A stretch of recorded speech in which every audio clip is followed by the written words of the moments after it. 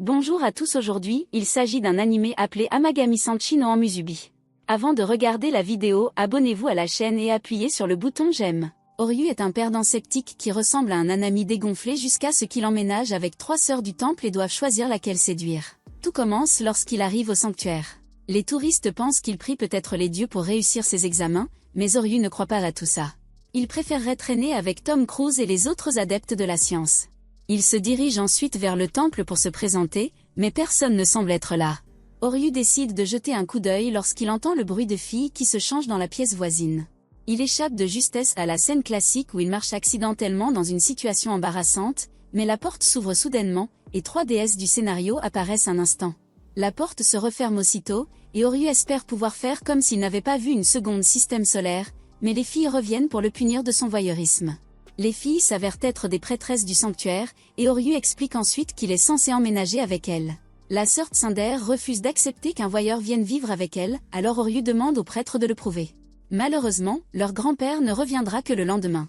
Les filles se présentent ensuite. Il y a Azadi, la plus jeune sœur qui cache son désir de perdre sa virginité, YA, la sœur aînée qui semble toujours sous acide, et Yuna, qui a un avenir prometteur de Karen. Oryu est reconnaissant qu'elle soit toute bizarre, ce qui lui évite de devoir faire semblant d'être gentil avec elle. Son seul intérêt est dans les pages de son livre. À ce moment-là, Yuna le prévient à contre-ségur qu'il devra bien se comporter s'il espère avoir à dîner.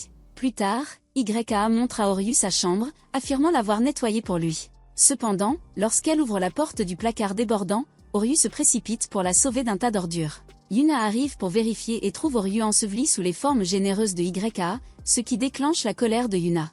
Plus tard, Oryu retourne à ses études quand Azadi apparaît et lui propose de mieux faire connaissance. Lorsqu'Oryu refuse sa compagnie, Azadi s'inquiète que son équipement dans le pantalon ne fonctionne pas correctement. Elle décide alors de fouiller dans ses affaires pour prouver qu'il est capable de se lever la nuit. Oryu essaie de l'arrêter, mais il glisse sur un short et tombe directement sur elle. Quand Yuna entre pour vérifier, elle trouve Oryu trop proche du noix d'Azadi et se transforme en Godzilla. Plus tard, Oryu peine encore à étudier, alors il décide de faire une pause toilette. Voyant une lumière allumée dans l'une des chambres, il va vérifier qui est encore debout et trouve Yuna étalée par terre. Pour éviter qu'elle attrape froid, il prend une couverture pour la couvrir, mais Yuna se réveille au mauvais moment et pense qu'il a de mauvaises intentions. Elle panique, ce qui amène les autres sœurs à entrer et à les trouver en pleine partie de twisté corporel. Elle referme la porte pour préserver leur santé mentale, mais Oryu tente d'expliquer qu'il préfère sa main aux filles, ce qui pousse Yuna à lui jeter du sel pour chasser le mal. Ensuite, ils s'assoient tous ensemble, et Oryu demande ce que Yuna faisait debout si tard. Il remarque les papiers sur la table, alors les filles expliquent qu'il s'agit de talismans en Mamori. Yuna insiste sur le fait qu'elle a dû le faire seule, pour que les mains tachées de sperme d'Oryu ne les touchent jamais, ce qui pousse Oryu à demander pourquoi elle irait si loin si cela ne rapporte pas d'argent. À cela, les filles commencent à tirer les fils rouges de leurs cheveux, expliquant que les prêtresses aident à relier les personnes qui ont besoin d'aide aux dieux. Ensuite, elles font leur prière avec le fil rouge enroulé autour de leurs mains. Oryu demande si le fil est nécessaire, alors elles expliquent que ces fils sont quelque chose que leur mère a laissé derrière elles. Même si leur mère n'est plus là maintenant, le fil les aide toujours à se connecter à elle. Yuna demande à Oryu ce qu'il faisait, alors il dit qu'il étudiait comme d'habitude. Lorsqu'il dit qu'il essaie d'entrer dans une prestigieuse école de médecine, les filles sont surprises qu'il ne veuille pas simplement se masturber à mort. Les filles lui disent que certains des dieux sont censés accorder du succès dans les examens, et qu'ils sont en saison de miracles. Apparemment, une pluie d'étoiles magiques va bientôt avoir lieu, et la légende dit que si tu laisses la poussière d'étoiles tomber sur toi, ton vœu se réalisera. Lorsqu'Yuna lui assure que les dieux entendront sûrement sa prière, Oryu qualifie cela de connerie. Alors qu'Oryu explique que l'impact d'une météorite te réduirait en crêpes, Yuna devient pâle de son blasphème. Pour aggraver les choses, Oryu insiste sur le fait qu'ils doivent avoir des contes de fées pour cerveau, ce qui pousse Yuna à perdre son calme et à essayer de faire un rituel pour maudire le fou. Heureusement, Yao réussit à l'arrêter. Le lendemain, de plus en plus de visiteurs viennent au sanctuaire pendant qu'Oryu broie du noir sous un arbre, se lamentant sur le fait qu'aucun de ses charabia ne fonctionne. Soudain, il entend la tentative atroce de Yuna de parler anglais à une petite fille qui va maintenant rentrer chez elle avec des cauchemars. Oryu intervient et dit à la petite fille d'accepter le talisman en fluant, alors les filles le prennent avec plaisir et lui font un signe d'au revoir. Après cela, Oryu propose d'enseigner à Yuna un meilleur anglais, afin qu'elle ne fasse pas fuir les torsus étrangers, mais Yuna refuse de recevoir de l'aide de sa part. Cependant, elle le remercie d'être intervenue et promet d'étudier son anglais davantage. Soudain, un oiseau fond sur elle et lui vole son fil rouge. Yuna se souvient quand sa mère leur a donné ses fils rouges, et ils sont instantanément devenus des trésors. Maintenant, un gros monstre a volé avec. Plus tard, Yuna a l'air déprimée car elle ne l'a pas encore retrouvé, alors ses sœurs la rassurent en disant que les dieux les aideront sûrement à le retrouver plus tard. Oryu intervient alors et les gronde pour avoir tout laissé aux dieux. Il insiste sur le fait qu'aucune prière ne ferait réellement réaliser leurs souhaits et qu'ils devaient se bouger et le faire eux-mêmes. Yuna rétorque en disant que les dieux n'abandonnent jamais quiconque qui leur prie pour de l'aide. Alors qu'elle s'éloigne en colère, elle lui dit qu'il ne lui appartient clairement pas d'être ici. Oryu retourne dans sa chambre, pensant qu'il vaut mieux rester loin de Yuna. Cependant, lorsque les filles viennent vérifier, elles découvrent qu'il n'est plus là. Yuna s'affole immédiatement et elle se demande comment faire en sorte que les deux s'entendent. Malheureusement, Azadi était trop occupée à chercher du matériel de sperme d'Oryu pour écouter les inquiétudes de Yuna. Soudain, Yuna remarque une photo d'Oryu et de sa mère et Azadi lui rappelle ce que leur grand-père leur a dit. Apparemment, Oryu avait perdu sa mère quand il était jeune et s'était retrouvé dans un orphelinat. Elle conclut qu'il a probablement prié les dieux à l'époque, mais qu'il a reçu un doigt divin en retour. C'est pourquoi il ne croit plus en les dieux. Azadi assure ensuite à Yuna qu'elle et Oryu se ressemblent plus qu'elle ne le pense pendant que Yuna les écoute. Pendant ce temps, Oryu cherche dans tous les nids d'oiseaux qu'il peut trouver le fil rouge de Yuna. Après un échec, il décide d'essayer à nouveau le matin, mais il se rappelle les prières des filles et décide d'essayer. En même temps, Yuna cherche partout Oryu quand elle le trouve en train de prier pour qu'elle retrouve son trésor. Yuna se joint à lui et le félicite pour ses prières, alors Oryu s'excuse d'avoir été un imbécile plus tôt. Yuna s'excuse aussi et lorsqu'elle voit ses mains sales, elle lui dit que puisqu'il a un peu de respect pour les dieux, il peut vivre au sanctuaire. Juste à ce moment-là, les filles apparaissent, soulagées de les trouver, bien qu'Azadi soit convaincu qu'ils se sont secrètement frottés à Tabou. Ils retournent ensemble à la maison et conviennent que si un miracle se produit, ils pourront retrouver le fil rouge. À ce moment-là, Oryu est choqué de voir la pluie d'étoiles magiques se produire, alors il la regarde tous avec surprise. Cependant, Oryu réalise que ce n'est qu'une pluie de météores et de cerisiers en fleurs, tombant en même temps. Voilà pour les miracles. Les filles se demandent combien de temps Oryu est coincé dans son attitude et lui demandent si la vue devant lui n'est pas aussi belle qu'un miracle. Oryu finit par accepter et pendant qu'il parle, le fil rouge de Yuna est retiré d'un nid d'oiseau et tombe sur elle. Le lendemain, le prêtre Chidori arrive enfin, alors les filles lui disent que tout va bien dans son absence. Chidori accueille alors Oryu et explique qu'une fois qu'il se mariera, il prendra le rôle de prêtre. Lorsqu'Oryu demande de quoi il parle, le vieux lui dit qu'il va se marier et partager le lit avec l'une de ses petites filles. Ryu s'y oppose immédiatement et dit qu'il avait seulement prévu d'être un pique-assiette. Il ajoute qu'il veut être médecin, pas prêtre, mais Chidori lui assure que le métier de prêtre est flexible et qu'il peut donc avoir 2 emplois. Les filles s'y opposent également, mais comme Chidori les ignore, Ryu insiste sur le fait qu'il ne veut pas aller jusqu'au bout. Chidori l'informe calmement qu'il a l'intention de le transférer dans une école qui augmentera ses chances d'entrer dans l'université de ses rêves. En entendant cela, Ryu le supplie de lui pardonner son insolence et lui demande combien de petits-enfants il veut. Chidori s'éloigne en riant, tandis que Yoryu prévoit de trouver un moyen d'échapper à toute cloche de mariage. Plus tard, les filles organisent une réunion anti-Yoryu dirigée par Yuna qui pense que le vieil homme doit être atteint de démence. Les autres filles conviennent qu'il serait bizarre de l'épouser à l'improviste et Yuna ajoute que Yoryu ne croit même pas en Dieu. Elles se demandent ce qu'elles peuvent faire et Yuna suggère de trouver un moyen de le mettre à la porte. L'opération commence et Yuna dit à Yoryu qu'il va falloir faire des travaux ménagers au lieu d'être un parasite. Sa première tâche est de cuisiner et Yuna lui montre un réfrigérateur plus vide que le cerveau de YE. Elle pense qu'il n'y a aucune chance qu'il puisse préparer quelque chose avec ces ingrédients, mais elle se ravise lorsqu'il lui présente un plat spécial de Gordon Ramsay.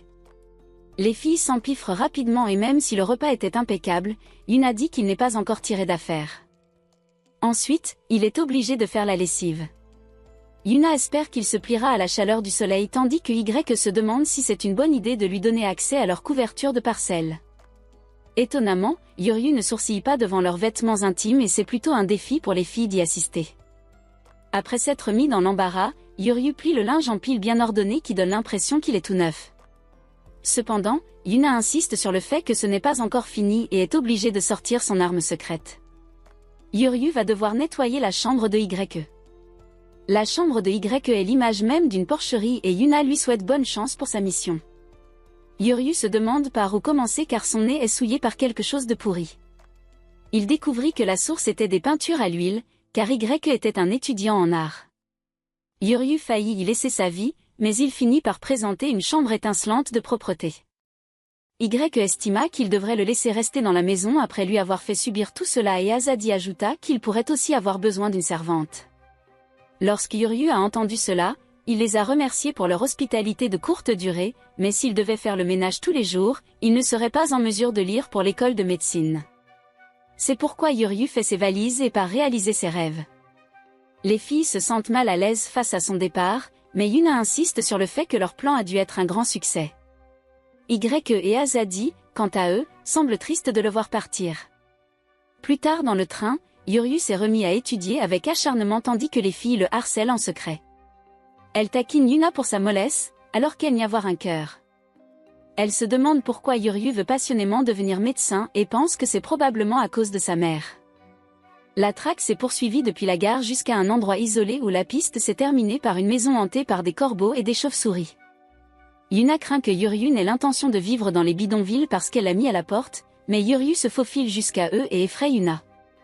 Il se demande ce qui se passe avec tous les enfants pendant que ceux-ci essaient de nommer les planètes sur leur poitrine. Yuryu leur demande ce qu'ils font là mais il est interrompu par le propriétaire de la maison et le docteur Baeru. Ils entrent et Mahiru explique qu'elle dirige l'orphelinat Miracle Garden. Elle remercie les filles d'avoir accueilli un mauvais payeur comme Yuryu et dit qu'elles sont trop belles pour être ses futures épouses. Elle leur assure que Yuryu a de bonnes qualités et le taquine en lui disant que c'est à cause d'elle qu'il veut devenir médecin. Yuryu l'arrête avant qu'elle ne mentionne ce qu'il fait la nuit, puis il insiste sur le fait qu'il ne retournera pas au sanctuaire et qu'il ne les épousera pas. Mahiru lui arrache la bouche et le menace, lui rappelant les ficelles qu'elle a tirées pour qu'il soit placé dans une famille d'accueil. Ensuite, les enfants se précipitent vers Yuryu pour lui montrer leur grue en papier et lorsqu'Yuryu a l'air surpris, une autre fille nommée Shireti surgit. Yuryu se demande ce qu'elle fait là, mais elle répond qu'elle n'est que de passage. Les filles se demandent qui elle est et Yuryu leur explique que c'est une amie d'enfance qui vivait là aussi. Azadi parie que c'est à cause de Yuryu qu'elle s'habille comme un garçon, mais Yuna lui dit d'arrêter. L'un des enfants montre sa grue en papier aux filles et dit que c'est pour sa mère. Mahiru explique alors qu'il s'occupe aussi des parents dont la maladie les empêche de s'occuper de leurs enfants. C'est pourquoi il fabrique des grues en papier sur des ficelles pour les leur envoyer. Les filles trouvent l'idée géniale, mais Yuryu trouve que c'est une perte de temps.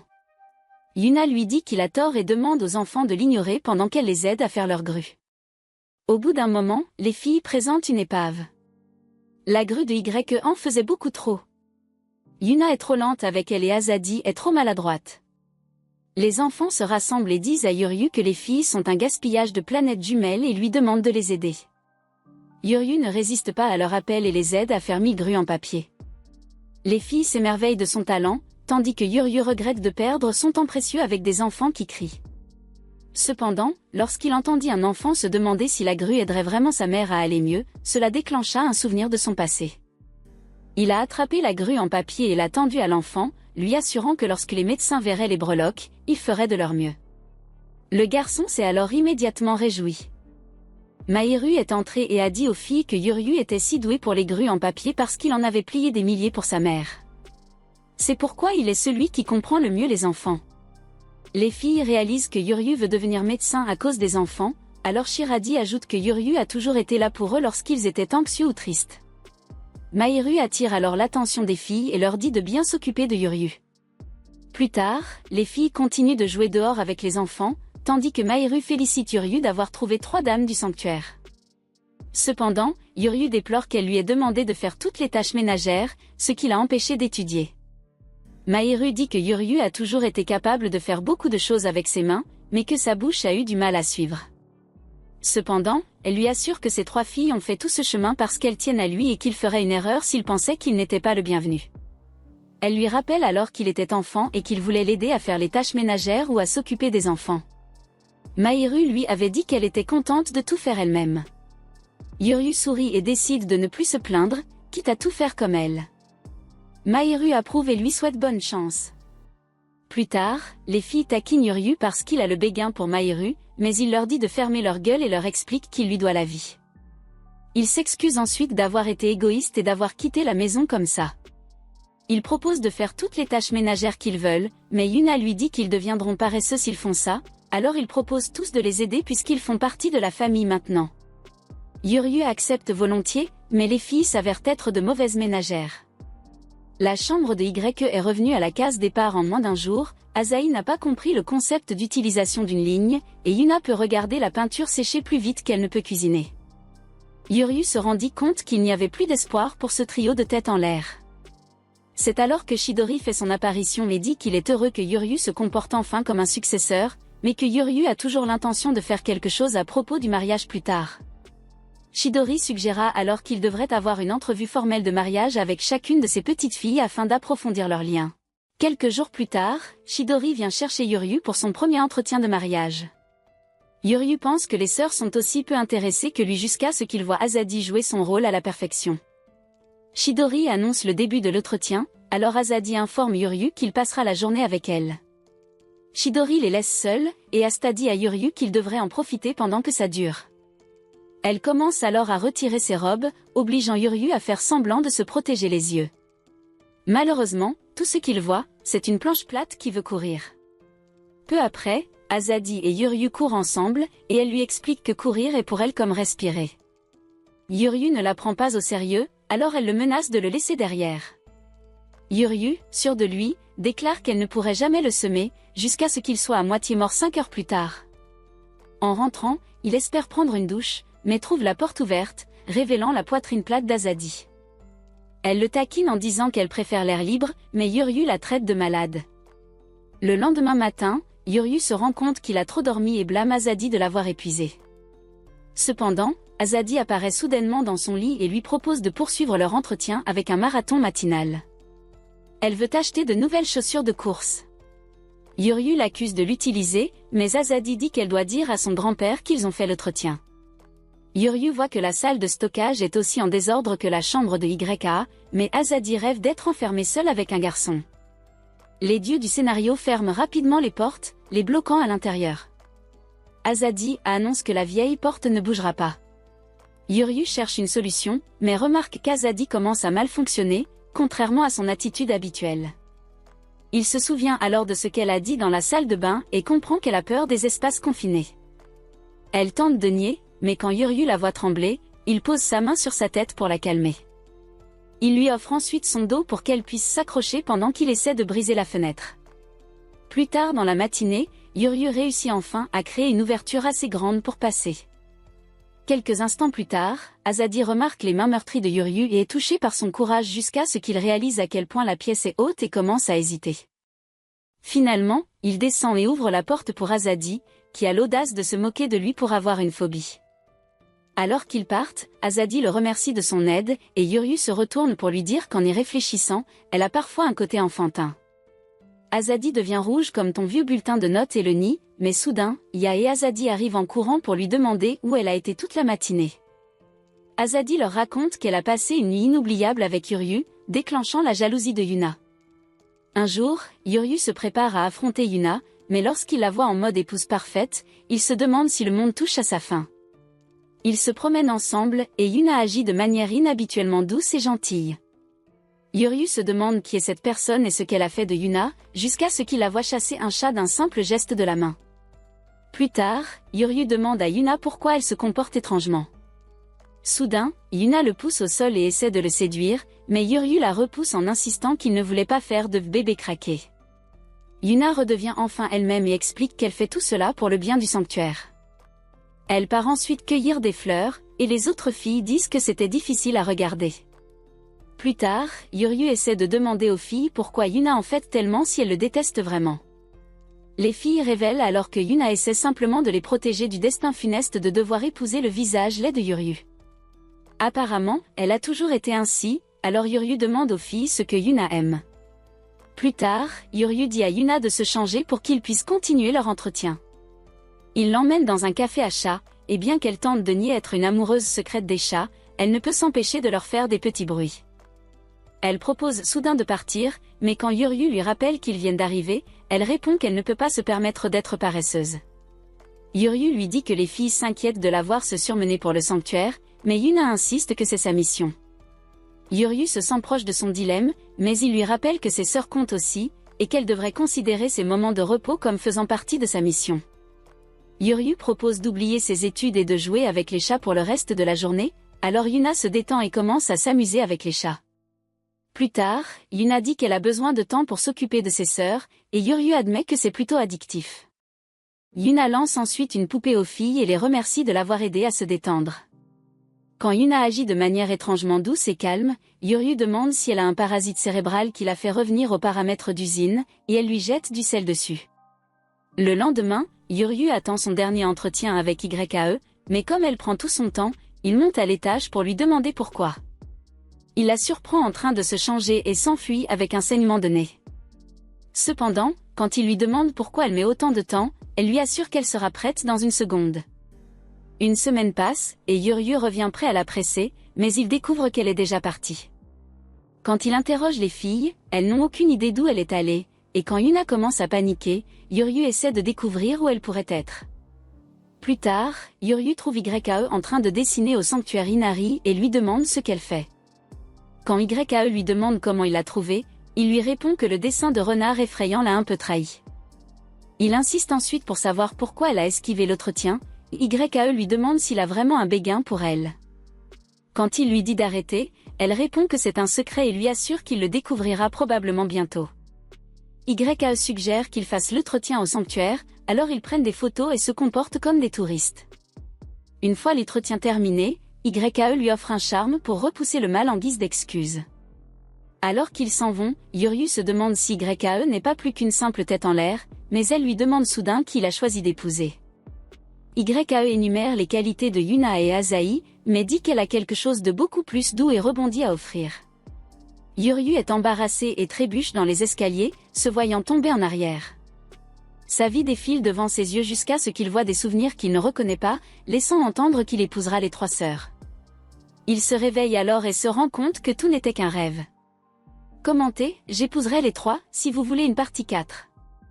Et si vous aimez les récaps d'animes comme celui-ci, regardez cette vidéo juste ici. Plus tard, il se rend dans la chambre de Yao pour découvrir ce qui s'est réellement passé après leur entretien, mais l'idiot ne lui est d'aucune aide. Yuna arrive pour reprocher à Yuryu d'embêter Yaori. Elle l'envoie ensuite chercher des gâteaux de thé pour un invité important. Pendant que Yuryu est au magasin, il surprend des tantes qui discutent du prochain festival Amigami, mais elles n'ont pas visité le sanctuaire depuis longtemps. Lorsque Yuryu rentre à la maison, il trouve l'invité important qui leur conseille de vendre le sanctuaire. Chidori présente alors le lapin blanc nommé Momon, qui est en quelque sorte le sponsor du sanctuaire. Momon explique que, puisque le sanctuaire n'attire plus les clients comme avant, il devra arrêter son soutien financier, mais propose de leur laisser la maison. Lorsque leur mère était encore en vie, elle avait réussi à attirer 1000 personnes au festival, mais depuis qu'elle est décédée, ils n'ont même pas atteint 30% de ce nombre. Soudain, le visage de l'homme se plisse comme le doigt de Sukuna, tandis qu'il se moque de leur mère qui s'est tuée à la tâche. Chidori est sur le point d'exploser de colère, mais ses sœurs parviennent à la calmer. Yuryu interrompt rapidement l'homme cruel et essaie de négocier un accord en promettant d'attirer 5000 visiteurs pour le festival. Lorsque l'homme l'avertit que ses rêves sont enfantins, Azadi prend sa défense en affirmant qu'ils ne sont plus des enfants. YI demande poliment au vieil homme amer de leur accorder plus de temps, et ils jurent tous de le satisfaire. Momon accepte l'accord mais refuse de leur donner de l'argent pour le festival, ajoutant que s'ils n'atteignent pas 5000 personnes, ils devront aussi céder la maison. En entendant cela, Yuryu est surpris que les filles acceptent les conditions, avec le soutien total de Chidori. Avant de partir, Momon leur montre son grave problème de conjonctivite et les avertit de ne pas regretter leur décision. Ensuite, Yuma réprimande Yuryu pour avoir provoqué le frère cadet du diable, alors les filles essaient de trouver un plan pour réussir lorsqu'elles remarquent l'absence de Yuryu. Elles le retrouvent en train de trier les registres des festivals précédents et se rendent compte qu'elle pourrait réussir avec son aide. Le lendemain, Yuryu semble épuisé lorsqu'il informe les filles d'une baisse des stands au festival. Les filles expliquent que depuis la mort de leur mère, elles se sont éloignées des propriétaires de stands, et Chidori était trop occupée à prendre soin d'elles pour rester en contact. Cependant, les filles insistent sur le fait qu'elles sont désormais assez grandes pour organiser le festival elles-mêmes. Yuryu suggère de recourir au plan B, c'est-à-dire d'utiliser les réseaux sociaux pour attirer l'attention, et Yuna lui assure qu'elles sont des maîtresses de l'Internet. Leur première affiche s'avère horrible, alors Yuryu suggère de les utiliser comme visage de campagne. Asahi se moque de lui en disant qu'il les trouve mignonnes, mais Yuryu n'a pas honte de l'admettre. Yuna refuse de faire quelque chose d'aussi vulgaire en tant que prêtresse du sanctuaire, alors Asahi se porte volontaire, puisqu'elle est la plus mignonne des sœurs. Malheureusement, elle n'a été assez mignonne que pour obtenir un seul « j'aime », probablement envoyé par le fantôme de leur mère. Quand cela n'a pas marché, elles ont essayé une photo de Yuna, mais seulement 2 personnes s'y sont intéressées. Frustrée, Asahi a tenté d'utiliser le décolleté extravagant de YAE pour attirer l'attention, mais cela n'a obtenu aucun « j'aime » et Yuryu a dû nettoyer ses yeux. Yuryu souligne qu'elle ne fait presque pas de publicité pour le sanctuaire ou le festival, alors Asahi envisage de publier des photos plus audacieuses en uniforme de prêtresse. À ce moment, Yuna arrive et l'accuse d'être une mauvaise prêtresse pour manquer de respect à Dieu. Asahi réplique en insistant sur le fait que Yuna est la vraie responsable de cet échec en pensant que Dieu était la seule chose importante à considérer. Alors que les filles se disputent, YAE apparaît et les avertit de se comporter pour ne pas la contrarier. Au dîner, les filles ne se parlent pas, ce qui dérange Yuryu. Plus tard, Yuryu trouve Yuna en train de pratiquer ses poses de selfie et lui demande si elle s'est réconciliée avec Asahi. Il montre ensuite à Yuna combien Asahi a travaillé dur et lui demande si elle pense toujours qu'elle est un échec. À ce moment, Yuna envoie un selfie à Asahi pour lui demander des conseils. Alors qu'Asahi lui répond avec enthousiasme, Yuna la prend dans ses bras et s'excuse d'avoir été tsundere. Les filles se réconcilient enfin. Alors YAE se joint à elle pour un moment d'émotion, et pendant que les filles s'amusent, Yuryu prend une photo qui devient virale. Ensuite, elle continue à créer du contenu TikTok pour le sanctuaire avec le même succès. Grâce à cela, Yuryu propose de passer à la phase 2, qui consiste à créer des articles limités à vendre. YAE est chargé de concevoir les talismans, mais 2 jours plus tard, Yuryu est à bout après l'avoir interrogé sans relâche pour obtenir les designs. Elle avait procrastiné tout le temps, mais elle lui assure qu'elle lui donnera tout le lendemain matin. Yuryu réalise ensuite qu'ils sont dans le pétrin, car toutes les promesses de YAE s'avèrent fausses. Lorsqu'il vérifie sa chambre, elle est déjà partie. Pendant ce temps, YAE se trouve au bord de la rivière, observant un drame de poissons quoi. Lorsqu'elle voit les poissons amoureux, cela lui donne enfin l'inspiration pour son propre design. Le lendemain matin, Yuryu montre aux filles ses conceptions de talismans de remplacement, mais elles lui disent de se concentrer uniquement sur ses études de médecine. À cet instant, YAE entre avec le nouveau design, que tout le monde salue immédiatement pour son génie. YAE explique que le design de l'amour est conçu pour attirer les jeunes célibataires désespérés. Yuryu reproche à YAE d'être trop lente et promet de la surveiller la prochaine fois, mais les filles le trouvent bizarre de vouloir surveiller une femme plus âgée. Cependant, YAE lui est reconnaissante pour son soutien. Avec leur succès sur les réseaux sociaux et les nouveaux designs de talismans, les filles sont enthousiastes pour le festival. Mais Yuryu leur rappelle qu'il reste encore une chose importante à faire. Plus tard, ils se dirigent vers le quartier commerçant de la ville, et les filles avouent leur nervosité. Ils finissent par retrouver les anciens propriétaires de stands, et Yuryu leur demande de les aider à faire du festival une réussite. Après avoir expliqué que le sanctuaire était en difficulté financière, Yuryu et les filles promettent de leur demander de l'aide. À leur surprise, les propriétaires de stands acceptent volontiers d'aider. Les filles craignaient de les déranger, mais ils expliquent qu'ils discutaient déjà du festival. Les propriétaires de stands admettent que depuis la mort de l'ancienne propriétaire, ils hésitaient à retourner au sanctuaire, mais n'auraient jamais pensé qu'ils seraient en difficulté. Leur famille ayant été aidée par les Amigama depuis des générations, ils sont heureux de pouvoir protéger le sanctuaire. Yuryu et les filles les remercient pour leur aide, puis les propriétaires de stands suggèrent de tenir une réunion stratégique immédiatement. Plus tard, en voyant Yuryu avec les propriétaires de stands, les filles se souviennent de leur mère. Elles reconnaissent qu'elles ont beaucoup appris grâce à Yuryu et pensent enfin pouvoir réussir le festival. Commentez, les prêtresses du sanctuaire me suffisent, si vous voulez la suite. Et si vous aimez les résumés d'animes comme celui-ci, regardez cette vidéo juste ici. Le jour du festival approche, et vous et les filles vous préparez à accueillir les visiteurs et à sauver le sanctuaire. Cependant, comme les heures passent et qu'il y a plus d'agitation que de visiteurs, elles pensent que quelque chose ne va pas. C'est alors qu'Asahi arrive en courant avec un téléphone et leur montre un faux compte prétendant que le festival a été annulé. Y suggère d'avertir les gens de cette fausse nouvelle, mais leur compte a déjà été banni parce qu'ils avaient l'air d'imposteurs. Au même moment, le Voldemort japonais se réjouit de la réussite de son plan visant à donner une leçon aux filles Amigami.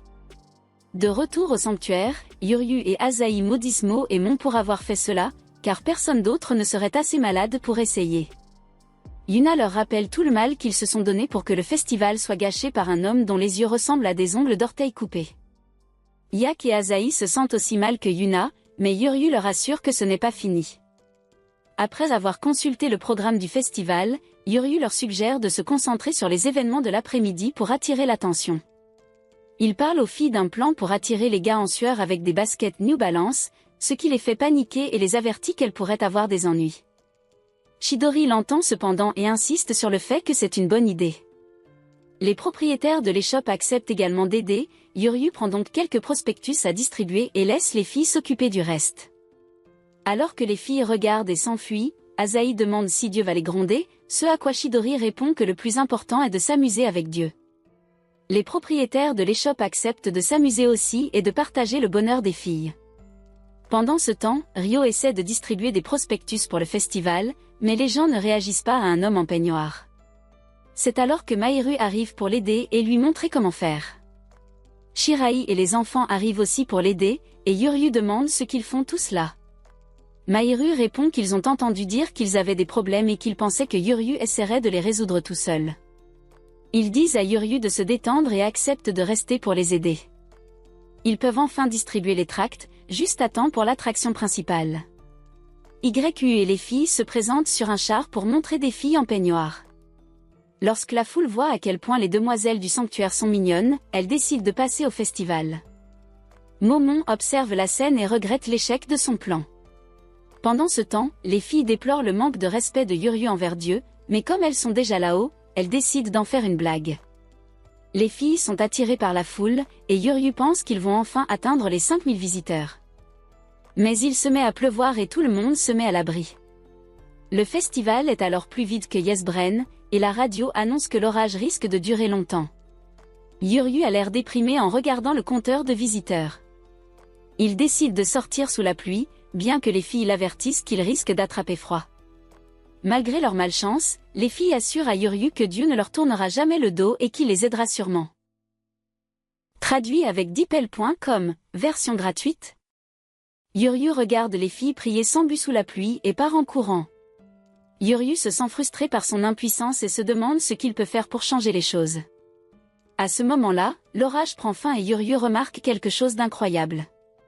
Les filles le rattrapent pour s'assurer qu'il va bien et Yuryu leur montre une scène d'un conte de fées de Disney, ce qui lui fait penser qu'il pourrait s'agir d'un miracle. Quelques instants plus tard, les filles se produisent dans un sanctuaire au milieu des cerisiers en fleurs. La foule les regarde agiter leurs éventails à l'unisson, et une femme partage même le moment sur son TikTok Live. Après avoir agité leur cloche un peu plus longtemps, le spectacle se termine enfin par une révérence. La foule applaudit tandis que les feuilles continuent de tomber, ajoutant à l'attraction. Yuna est reconnaissante pour ce miracle lorsqu'elle voit l'énorme participation et Asahi fait remarquer que cela s'est vraiment transformé en un lac d'amour. Alors que les gens continuent de regarder, Asahi dit que cela lui rappelle les jours où leur mère était là. Les filles sont alors encouragées à faire encore mieux en tant que demoiselles du sanctuaire, et Yuna suggère qu'elles amènent plus de gens au sanctuaire et à Dieu. Grâce à cela, une tonne de personnes visitent le festival et les créations de Y connaissent un succès immédiat. Yuryu gère le magasin comme un seul homme, et Ahiru se présente pour l'aider à nouveau, ce qui amène Yuryu à la remercier pour son aide. Mahiru dit qu'elle a toujours voulu se déguiser en vierge du sanctuaire, mais qu'elle est surtout contente que beaucoup de gens aient pu visiter le festival. Lorsqu'elle lui fait remarquer qu'il est difficile de vivre dans un sanctuaire, Ruryu se plaint que les filles ne cessent de le bousculer et qu'il n'a pratiquement pas le temps d'étudier. Il y a encore la question du mariage avec l'une d'entre elles, qui suffit à le rendre fou, et pas dans le bon sens du terme. Cependant, Mahiru lui fait remarquer qu'il se donne beaucoup de mal pour les aider, et Yuryu lui répond qu'il pense seulement que personne ne devrait rester sans récompense après tant d'efforts. Une autre cliente arrive, et pendant que Yuryu s'occupe d'elle, Mahiru voit qu'il s'amuse. Après le coucher du soleil, le groupe s'aperçoit qu'il manque une personne et qu'il ne reste plus que 5 minutes. Malheureusement, il n'y a plus de visiteurs, alors Mo et Mon se présentent pour se vanter d'avoir dépassé le temps imparti. Cependant, à leur grande surprise, Mo et Mon leur dit qu'ils ont réussi et qu'il continuera à les soutenir. Il l'informe qu'il leur manque un visiteur, et il leur dit de l'ajouter à la liste. Il compte sur eux pour amener plus de visiteurs à partir de maintenant et part. Pendant qu'ils s'en vont, Mo et Mon se vantent de ne plus être insolents s'ils lui doivent une faveur. De retour au sanctuaire, Ruryu est soulagé d'avoir sauvé le sanctuaire tandis qu'Azadi n'arrive pas à croire qu'ils ont réussi à attirer 5000 visiteurs. Elle verse une larme de joie à l'idée qu'ils puissent continuer à vivre là, ce qui pousse Yuna à la serrer dans ses bras et à admettre qu'elle n'arrive pas à y croire non plus. Pourtant, il est d'accord et dit que c'est grâce à Ruryu. Pour exprimer sa gratitude, elle l'embrasse sur la joue, ce qui provoque un court-circuit dans son cerveau. Lorsqu'il commence à saigner du nez, Yuna sent ses sales pensées et prépare le sel pendant que Chidori les regarde fièrement. Si vous voulez la suite, embrouillez les faux fans en commentant qu'il y a un secret dans l'épisode 5. Et si vous aimez les récapitulatifs d'animes comme celui-ci, alors regardez cette vidéo ici.